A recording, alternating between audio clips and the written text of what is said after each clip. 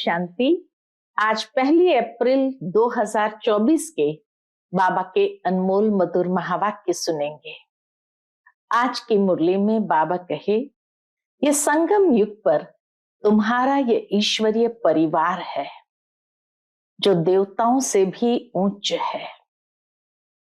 भविष्य में जाकर तुम देवता बनेंगे, परंतु देवता जीवन से ये ब्राह्मण जीवन उच्च है, क्योंकि इसी समय तुम्हें रचयिता और रचना के आदि मध्य अंत की यथार्थ नॉलेज है। देवताओं में ये नॉलेज नहीं है। दूसरा बाबा कहे, ये ब्राह्मण जीवन उच्च है, क्योंकि इसी समय ही बेहद का बाप बनकर तुम्हें संभालते हैं, टीचर बनकर तुम्हें पढ़ाई पढ़ाते हैं और सतगुरु बनकर तुम्हें गुलगुल बनाकर साथ ले जाते हैं। तो बाबा कहे, तुम्हारा ये ईश्वरीय परिवार श्रेष्ठ है। अभी ही तुम बेहद के सन्यासी भी बनते हो, राजयोगी भी बनते हो। राजाए के लिए ही तुम्हारी सारी पढ़ाई है। तो बाबा कहे, तुम बच्चों को अब सर्व संबंध एक बाप से जोड़कर बाबा को सर्व संबंधों के आधार पर याद करना है। दुनिया का कोई भी संबंध अंतिम समय तुम्हारी बुद्धि को खींचे नहीं। इसलिए बाबा कहे, तुम बेहद के सन्यासी हो। तो सुनते हैं आज के बाबा के अनमोल मधुर महावाक्य। ओम शांति। मीठे बच्चे, तुम्हारा यह जीवन देवताओं से भी उत्तम है, क्योंकि तुम अभी रचयिता और रचना को यथार्थ जानकर आस्तिक बने हो। आज की मुरली से प्रश्न है, संगम योगी ईश्वरीय परिवार की विशेषता क्या है जो सारे कल्प में नहीं होगी? उत्तर है, इसी समय स्वयं ईश्वर बाप बनकर तुम बच्चों को संभालते हैं, टीचर बनकर पढ़ाते हैं और सतगुरु बनकर तुम्हें गुलगुल यानी फूल बनाकर साथ ले जाते हैं। सतयुग में दैवी परिवार होगा, लेकिन ऐसा ईश्वरीय परिवार नहीं हो सकता। तुम बच्चे अभी बेहद के सन्यासी भी हो, राजयोगी भी हो, राजाए के लिए पढ़ रहे हो। ओम शांति। यह स्कूल व पाठशाला है। किसकी पाठशाला है? आत्माओं की पाठशाला।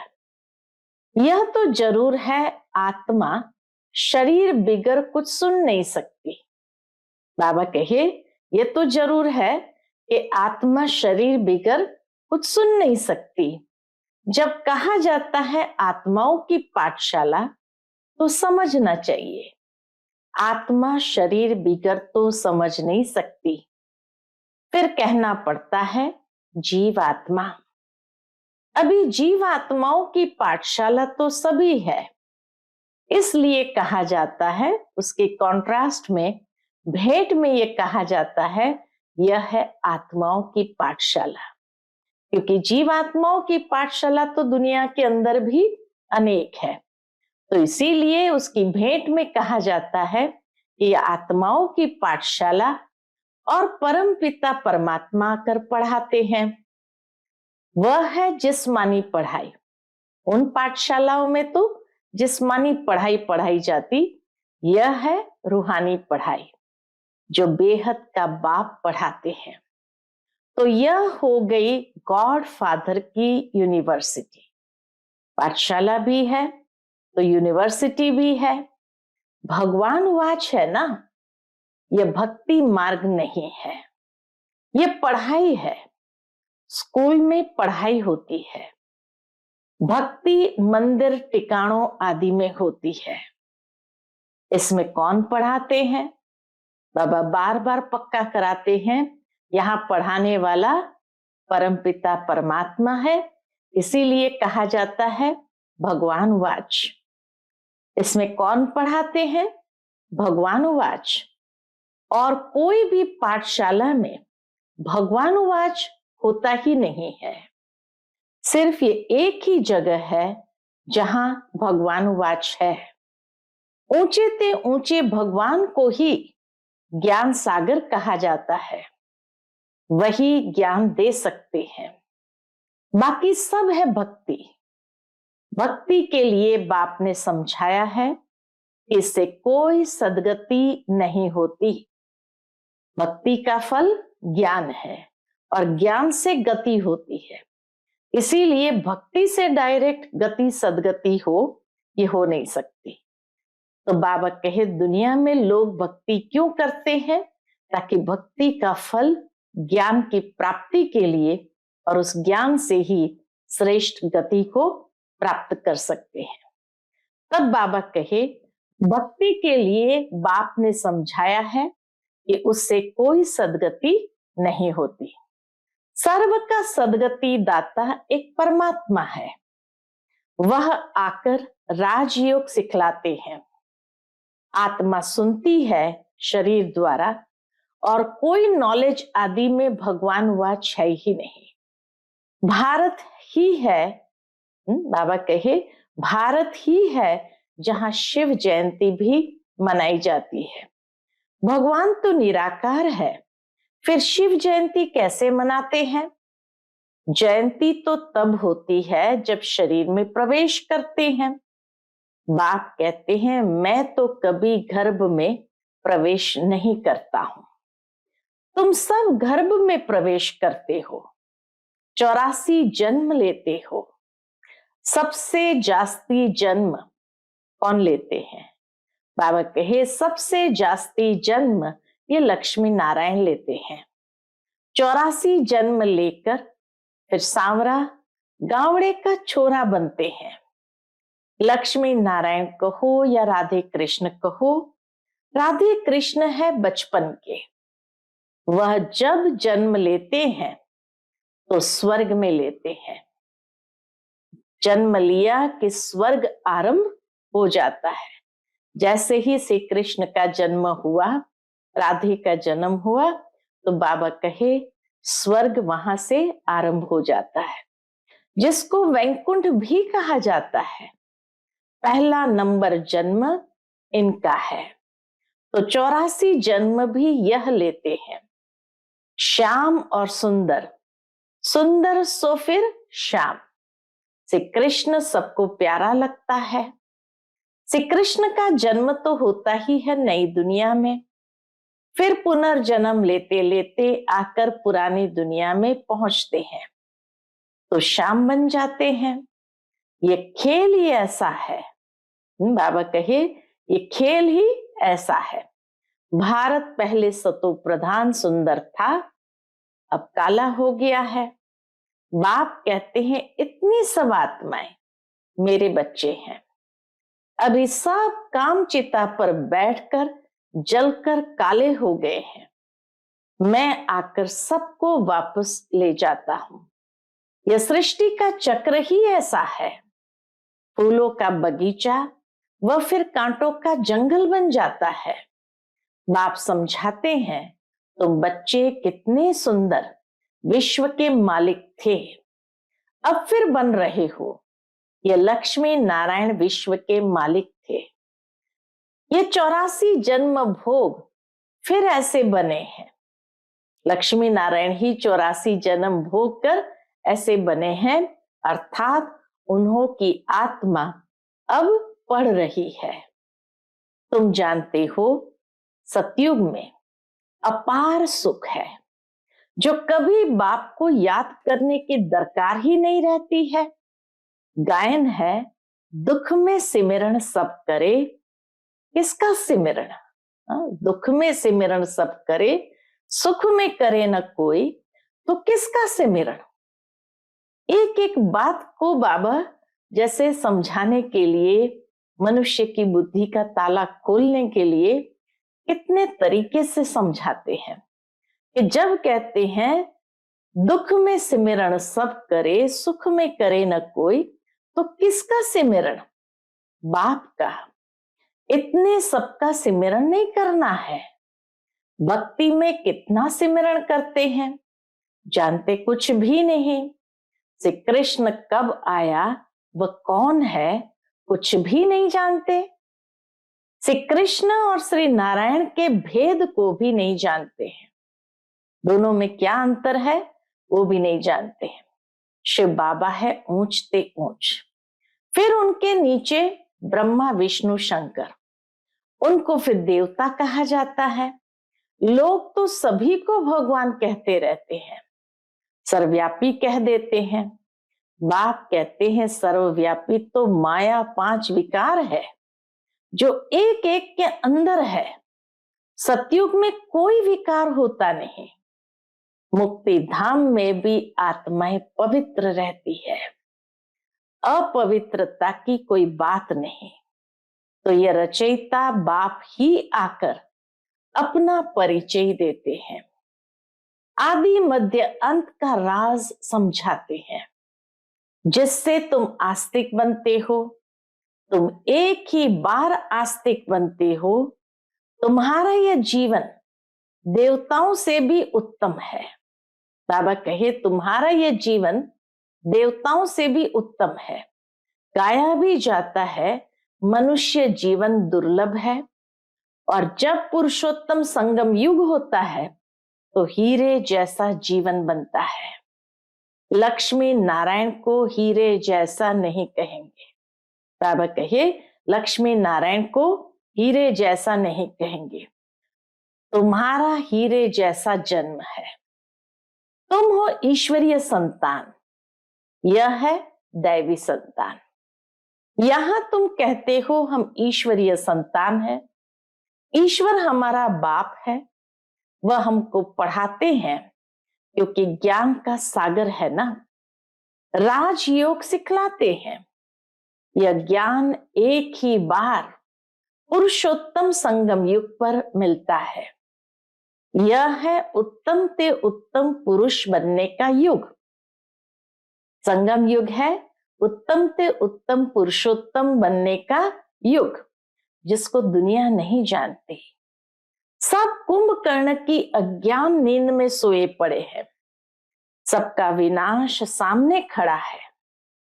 इसलिए अब कोई से भी बच्चों को संबंध नहीं रखना है। इतनी कल्याण की भावना से बाबा ये बात कहते हैं कि विनाश सामने खड़ा है, कभी भी अंतिम घड़ी आ सकती है।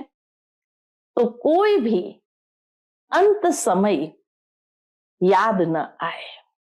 इसलिए बाबा कहे तुम सबसे न्यारे और प्यारे बनो। कहते हैं अंत काले जो स्त्री सिमरे, अंत समय में शिव बाबा को सिमरेंगे तो नारायण योनि में आएंगे, अर्थात देवी देवताओं की योनि में आएंगे। ये सीढ़ी बहुत अच्छी है। लिखा हुआ है हम सो देवता, फिर सो क्षत्रिय, फिर सो वैश्य, फिर सो शूद्र आदि। इस समय है रावण राज्य, जबकि अपने आदि सनातन देवी देवता धर्म को भूल और धर्म में फंस पड़े हैं। ये सारी दुनिया लंका है, बाकी सोने की लंका कोई थी नहीं। बाप कहते हैं तुमने अपने से भी जास्ती मेरी ग्लानि की है। अज्ञानता के कारण बाबा कहे तुम अपने से भी जास्ती शिव बाबा की ग्लानि करते हो। अपने लिए 84 लाख और मुझे कण कण में कह दिया है। ऐसे अपकारी पर मैं उपकार करता हूं। बाप कहते हैं तुम्हारा दोष नहीं, यह ड्रामा का खेल है। सतयुग आदि से लेकर कलयुग अंत तक यह खेल है जो फिरना ही है। इसको सिवाय बाप के कोई समझा न सके। तुम सब ब्रह्मा कुमार कुमारियां हो। तुम ब्राह्मण हो ईश्वरीय संतान। तुम ब्राह्मण हो ईश्वरीय संतान। तुम ईश्वरीय परिवार में बैठे हो। सतयुग में होगा दैवी परिवार। इस ईश्वरीय परिवार में बाप तुमको संभालते भी है, पढ़ाते भी है, और गुलगुल बनाकर साथ भी ले जाएंगे।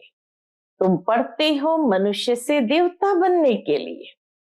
ग्रंथ में भी है, मनुष्य से देवता किए करत न लागी वार। इसीलिए परमात्मा को जादूगर कहा जाता है कि मनुष्य को देवता बनाते हैं। नर्क को स्वर्ग बनाना जादू का खेल है ना। स्वर्ग से नर्क बनने में 84 जन्म, फिर नर्क से स्वर्ग चपटी में यानी सेकंड में बनता है। 1 सेकंड में जीवन मुक्ति, क्योंकि कल्प के हिसाब से संगम युग क्या है? एक चपटी है। मैं आत्मा हूं, आत्मा को जान लिया, बाप को भी जान लिया, और कोई मनुष्य ये नहीं जानते कि आत्मा क्या है। गुरु अनेक है, सतगुरु एक है। कहते हैं सतगुरु अकाल, परम पिता परमात्मा एक ही सतगुरु है, परंतु गुरु तो ढेर है। निर्विकारी कोई है नहीं, सब विकार से ही जन्म लेते हैं। अभी राजधानी स्थापन हो रही है, तुम सब यहां राजाई के लिए पढ़ते हो। राजयोगी हो, बेहद के सन्यासी हो, वह हठ योगी है, हद के सन्यासी। बाप आकर सभी की सदगति कर सुखी बनाते हैं। बाबा आते हैं, सभी की सदगति कर सबको सुखी बनाते हैं। मुझे ही कहते हैं सतगुरु अकाल मूरत। वहां हम घड़ी घड़ी शरीर छोड़ते और लेते नहीं। बाबा कहे सतयुग में ऐसे नहीं घड़ी घड़ी शरीर छोड़ते हैं और लेते हैं, नहीं। वहां हम घड़ी घड़ी शरीर छोड़ते और लेते नहीं। काल नहीं खाता। तुम्हारी भी आत्मा अविनाशी है, परंतु पतित और पावन बनती है, निर्लेप नहीं है। ड्रामा का राज भी बाप ही समझाते हैं। रचयिता ही रचना के आदि मध्य अंत का राज समझाएंगे ना। ज्ञान का सागर वही एक बाप है, वही तुमको मनुष्य से देवता डबल सिरताज बनाते हैं। तुम्हारा जन्म कौड़ी जैसा था, अब तुम हीरे जैसा बन रहे हो। बाप ने हम सो हम का मंत्र भी समझाया है। वह कह देते आत्मा सो परमात्मा, परमात्मा सो आत्मा, हम सो हम। बाप कहते आत्मा सो परमात्मा कैसे बन सकती है? बाप तुमको समझाते हैं हम आत्मा इस समय तो ब्राह्मण है, फिर हम आत्मा ब्राह्मण सो देवता बनेंगे, फिर सो क्षत्रिय बनेंगे, फिर शूद्र सो ब्राह्मण। सबसे ऊंचा जन्म तुम्हारा है। यह है ईश्वरीय घर। तुम किसके पास बैठे हो? नशा चढ़ाते बाबा, तुम किसके पास बैठे हो? माता पिता के पास। सब भाई बहन है, बाप आत्माओं को शिक्षा देते हैं। तुम सब हमारे बच्चे हो, वर्षे के हकदार हो। इसलिए परमात्मा बाप से हर एक वर्षा ले सकते हैं। बूढ़े छोटे बड़े सबको हक है बाप से वर्षा लेने का। तो बच्चों को भी यही समझाओ, अपने को आत्मा समझो और बाप को याद करो, तो पाप कट जाएंगे। भक्ति मार्ग वाले इन बातों को कुछ भी समझेंगे नहीं। बाबा कहे तुम बच्चों को हर एक बात यथार्थ समझकर, अपने को आत्मा समझकर बाप को याद करना है और सबको ये बात समझाना भी है। अच्छा, मीठे मीठे सिक्के लदे बच्चों प्रति माता पिता बाप दादा का याद प्यार और गुड मॉर्निंग। रूहानी बाप की रूहानी बच्चों को नमस्ते। हम सभी रूहानी बच्चों की रूहानी माता पिता बाप दादा को याद प्यार, गुड मॉर्निंग और नमस्ते नमस्ते। शुक्रिया बाबा, शुक्रिया। फिर रात्रि क्लास है बाबा का। तो बाबा कहे बच्चे बाप को पहचानते भी है, समझते भी है कि बाप पढ़ा रहे हैं, उनसे बेहद का वर्षा मिलना है, परंतु मुश्किलात यह है जो माया भुला देती है, कोई न कोई विघ्न डाल देती है जिससे बच्चे डर जाए। उसमें भी पहले नंबर में विकार में गिरते हैं। आंखें धोखा देती है, आंखें कोई निकालने की बात नहीं। भक्ति मार्ग में ना सूरदास ने अपनी आंखें निकाल दी, तो बाबा कहे आंखें धोखा जरूर देती है, लेकिन आंखें कोई निकालने की बात नहीं। बाप ज्ञान का नेत्र देते हैं। ज्ञान और अज्ञान की लड़ाई चलती है। ज्ञान है बाप, अज्ञान है माया। इनकी लड़ाई बहुत तीखी है। गिरते हैं तो समझ में नहीं आता, फिर समझते हैं, बाद में रियलाइज होता है मैं गिरा हुआ हूं, मैंने अपना बहुत कल्याण किया है। माया ने एक बार हराया तो फिर चढ़ना मुश्किल हो जाता है। बहुत बच्चे कहते हैं हम ध्यान में जाते, परंतु इसमें भी माया प्रवेश हो जाती है, पता भी नहीं पड़ता है। माया चोरी कराएगी, झूठ बुलवाएगी, माया क्या नहीं कराती है। बात मत पूछो, गंदा बना देती है। गुलगुल बनते बनते फिर छीछी बन जाते हैं। माया ऐसी जबरदस्त है जो घड़ी घड़ी गिरा देती है। बच्चे कहते हैं बाबा हम घड़ी घड़ी भूल जाते हैं। तदबीर कराने वाला तो एक ही बाप है, परंतु किसकी तकदीर में नहीं है तो तब्दीर भी कर नहीं सकते, अर्थात पुरुषार्थ भी कर नहीं सकते अगर तकदीर में नहीं है तो। इसमें कोई की पास खातरी भी नहीं हो सकती। न एक्स्ट्रा पढ़ाते हैं, उस पढ़ाई में तो एक्स्ट्रा पढ़ने के लिए टीचर को बुलाते हैं। यह तो तकदीर बनाने लिए सभी को एक रस पढ़ाते हैं। एक एक को अलग कहां तक पढ़ाएंगे, कितने ढेर बच्चे हैं। उस पढ़ाई में कोई बड़े आदमी के बच्चे होते हैं, अधिक खर्च कर सकते हैं, तो उनको एक्स्ट्रा भी पढ़ाते हैं। टीचर जानते हैं कि ये डल है, इसलिए पढ़ाकर उनको स्कॉलरशिप लायक बनाते हैं। ये बाप ऐसे नहीं करते। दुनिया में तो कर सकते, एक्स्ट्रा पढ़ाई करा सकते हैं। बाबा कहे ये बाप तो ऐसे नहीं करते, ये तो सभी को एक रस पढ़ाते हैं। वह हुआ टीचर का एक्स्ट्रा पुरुषार्थ कराना। यह तो एक्स्ट्रा पुरुषार्थ किसको अलग कराते नहीं है। एक्स्ट्रा पुरुषार्थ माना ही टीचर कुछ कृपा करते हैं। एक्स्ट्रा पुरुषार्थ माना ही टीचर कुछ कृपा करते हैं। बल ऐसे पैसे लेते हैं, खास टाइम दे पढ़ाते हैं, जिससे वह जास्ती पढ़कर होशियार होते हैं। यहाँ तो जास्ती कुछ पढ़ने की बात ही नहीं है। इनकी तो बात ही एक है, एक ही महामंत्र देते हैं। कौन सा? मन मना भव का। याद से क्या होता है यह तो तुम बच्चे समझते हो। बाप ही पतित पावन है, जानते हो। उनको याद करने से ही हम पावन बनेंगे। अच्छा, गुड नाइट। आज की मुरली से धारणा के लिए मुख्य सार है। पहली पॉइंट, सारी दुनिया अब कब्र दाखिल होनी है, विनाश सामने है, इसलिए कोई से भी संबंध नहीं रखना है। अंत काल में एक बाप ही याद रहे। दूसरी पॉइंट, श्याम से सुंदर, पतित से पावन बनने का यह पुरुषोत्तम संगम युग है। यही समय है उत्तम पुरुष बनने का। सदा इसी स्मृति में रह, सदा इसी स्मृति में रह, स्वयं को कौड़ी से हीरे जैसा बनाना है।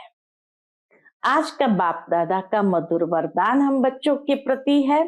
ज्ञान धन द्वारा प्रकृति के सब साधन प्राप्त करने वाले पद्मा पदम पति भव। ज्ञान धन द्वारा प्रकृति के सब साधन प्राप्त करने वाले पद्मा पदम पति भव। ज्ञान धन स्थूल धन की प्राप्ति स्वतः कराता है। ज्ञान धन स्थूल धन की प्राप्ति स्वतः कराता है। जहां ज्ञान धन है वहां प्रकृति स्वतः दासी बन जाती है। ज्ञान धन से प्रकृति के सब साधन स्वतः प्राप्त हो जाते हैं। इसीलिए ज्ञान धन सब धन का राजा है। जहां राजा है वहां सर्व पदार्थ स्वतः प्राप्त होते हैं। ये ज्ञान धन ही पद्मा पदम पति बनाने वाला है। परमार्थ और व्यवहार को स्वतः सिद्ध करता है। ज्ञान धन में इतनी शक्ति है जो अनेक जन्मों के लिए राजाओं का राजा बना देती है। ज्ञान धन में इतनी शक्ति है जो अनेक जन्मों के लिए राजाओं का राजा बना देती है। आज का स्लोगन है, कल्प कल्प का विजयी हो। ये रूहानी नशा इमर्ज हो तो माया जीत बन जाएंगे। कल्प कल्प का विजयी हो, ये रूहानी नशा इमर्ज हो तो माया जीत बन जाएंगे। अच्छा, ओम शांति।